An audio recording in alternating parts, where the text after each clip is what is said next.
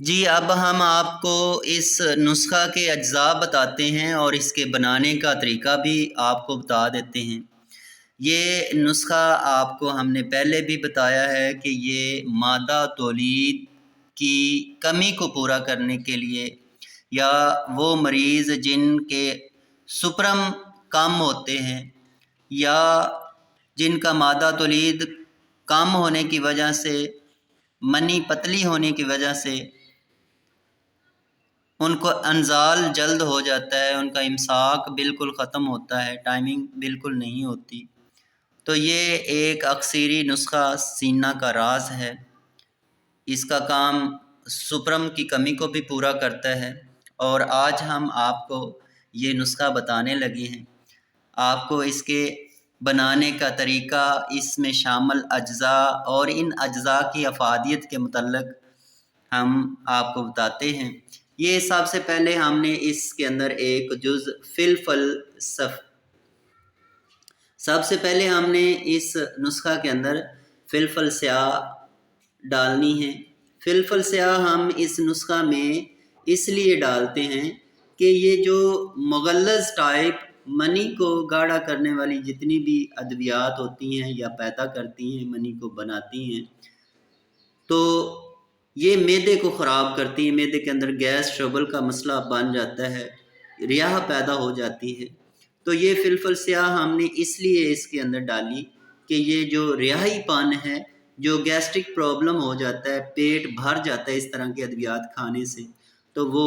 مریض کو اس طرح کا معدے کا جو ہضم کی خرابی ہے وہ بالکل نہ ہو، مریض کا معدہ بھی ٹھیک ہو، اور مریض کو ان بقیہ ادویات کا فائدہ بھی ہو۔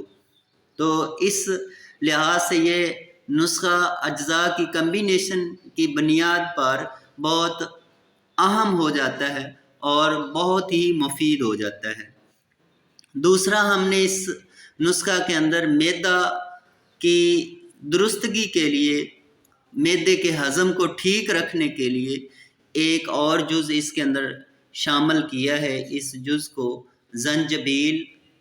کہتے ہیں، سونڈ بھی کہتے ہیں، اور اس کا ایک اور نام ادرک خشک بھی اس کو کہتے ہیں۔ یہ دو اجزاء ایسے ہیں جو کہ معدے کے ہضم کو درست کرتے ہیں اور جگر کی حرارت کو برقرار رکھتے ہیں اور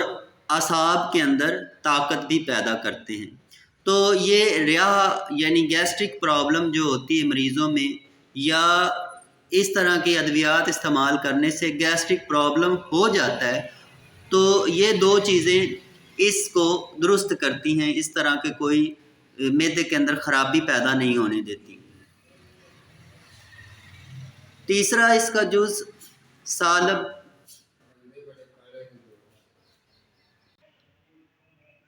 جی اس کے اندر ہم نے سالب مصری بھی ڈالنی ہے، سالب مصری بھی ڈالنی ہے،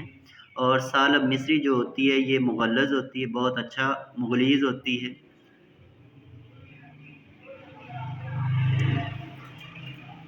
یہ اعصاب کو بھی طاقت دیتی ہے، دماغ کو بھی طاقت دیتی ہے، تو یہ ایک بہت اعلیٰ قسم کی بوٹی کا ایک پھل ہے۔ اسی کے ساتھ اس کے اندر ہم نے داخل ڈالنی ہے اس کا ایک اور جز، اسی کے ساتھ اس کا ایک اور جز تخم بھنڈی کا آٹا ڈالنا ہے، ساتھ میں تخم بھنگ، کشتہ مرجان، کشتہ فولاد، دال مکھانا، لاجونتی، ستاور،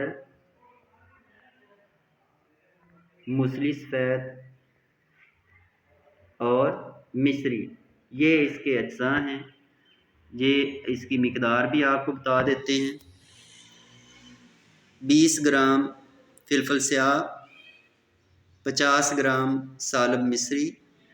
20 گرام زنجبیل، تخم بھنڈی 50 گرام آٹا لینا ہے اس کا، تخم بھنگ اس کے اندر ڈالنی ہے، یہ بھی 30 گرام، کشتہ مرجان 12 ग्राम, कुश्ता फौलाद 12 ग्राम, ताल मखाना 50 ग्राम, लाजवंती 50 ग्राम, सतावर 50 ग्राम, मूसली 50 ग्राम, मिश्री 150 ग्राम। ये इसके अज्जा हैं और बाकी तफसील हम आपको अलग वीडियो में देते हैं। खुदा हाफिज़।